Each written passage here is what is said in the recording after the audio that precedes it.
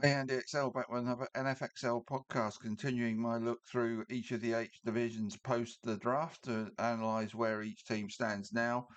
These are proving quite popular, so I'll carry on into the NFC now, starting with the NFC East and the Philadelphia Eagles. With all of their divisional rivals struggling for a variety of reasons last season, the Eagles, who were far from at their best either, had a fairly easy task in winning this division. Now, that is unlikely to be the case this next time around. Having been active in free agency at wide receiver, outside linebacker in their secondary, and in a veteran backup at quarterback in Andy Dalton, the Eagles came into the draft in need at safety, inside linebacker, on their O line, edge, and at wide receiver if they plan to trade AJ Brown at some point.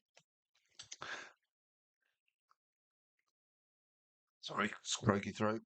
And round one looks to have answered the last question about AJ Brown, as the Eagles traded up to take Mackay Lemon as the probable replacement for Brown at wide receiver.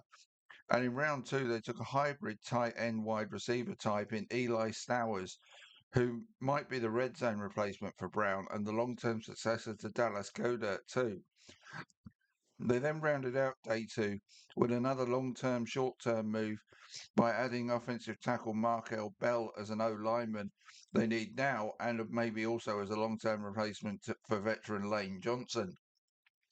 After a good day one and day two, on day three, the Eagles went for a developmental quarterback in Cole Payton, another O lineman in Mika Morris, and in round seven, a safety in Cole Wisniewski. Another development project off the international player pathway in Uar Bernard at defensive tackle, who's an awesome physical specimen but needs to learn the game, and an edge prospect out of New Mexico.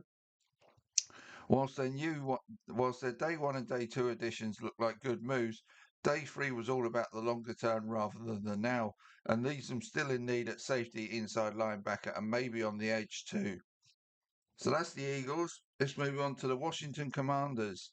The Commanders' biggest issues last season were injuries to Jaden Daniels and Terry McLaurin, and in the secondary on defense. It's been a high turnover off season on defense, with 10 new free agent additions arriving to address defensive issues that saw them rank in the bottom quarter of the league last season.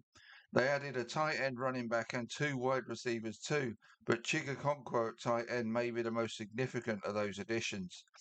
In the draft, the Commanders had needs at wide receiver, on their O line, at safety, edge, and inside linebacker. With just a first and third rounder available to them in the first four rounds, nailing those two picks was going to be critical for the Commanders' draft. So, Sonny Styles was their first round pick at inside linebacker, which was a really good pick. Unlike their third round choice of wide receiver Antonio Williams, too, will be much needed support to McLaurin following the departure of Debo Samuel. Day three saw the Commanders and add Joshua Josephs at edge, Catron Allen at running back, Matt Gulbin at centre, and a speculative quarterback addition in Atham Kaliakmanis. Joseph, Gulbin, and Allen may be value picks who have dropped too far in this draft. Joseph may help them off the edge next season. Allen joins a crowded running back room where the preseason is going to be huge to decide the pecking order for carries, whilst Gulbin looks like a solid sixth round addition. But still, there remains work to be done on the O line. At safety and edge are still concerns for the Commanders following this draft. So, the Dallas Cowboys next. The Cowboys are another team that have been very active in free agency to improve their defense, and it needed to improve, as following Micah Parsons' departure last season, it ranked outside the top 20 against the run and near bottom against the pass. But more defensive work was needed in this draft, as they still had needs at edge, inside linebacker, cornerback, and defensive tackle to address, whilst on offense they needed help on their O line and possibly at running back and slot receiver. 6 or 7 needs them, but not enough picks to cover them. But the Cowboys managed to eke out one or two more via a series of draft day trades, one of which saw D. Winters arrive from the 49ers to address the inside linebacker need. Round one saw them take Caleb Downs, whilst safety was not a need for them. Downs is one of the very best players in this draft, so it would be a strong addition for the Cowboys, who may initially deploy him as their nickelback which certainly was a need for them. With their second round pick, second round one pick, they added an edge rusher in Malachi Lawrence, who may need to settle in the NFL, coming from a smaller school in Central Florida. But that still ticks off another of their draft needs, although it may take a few, time for him to adjust. In round three, they added another inside linebacker in Jyshawn Barham. Along with Winters, that is job done there too. With 3 fourth-round picks, they went O-line with Drew Shelton before taking a second edge guy in LT Overton and another corner, Devin Moore. Their next and final pick in round 7 saw them add a potential deep threat option in wide receiver Anthony Smith. And they got the OT they needed too. They may have what they needed to get by at running back without adding in that area. So the Cowboys seem well placed to improve significantly next season following this draft. Wish my throat was improving. Right, more coffee. Before we get to the final team in this division, the New York Giants. The Giants were another NFC East team that was active in free agency, notably at wide receiver, tight end, and on their O line. Whilst on the defensive side, the interior is the D line, inside linebacker, and the secondary saw plenty of change take place. That left them looking for help on the O and D lines and also at cornerback, inside linebacker, wide receiver, and possibly edge, depending on their plans, Kayvon Thibodeau.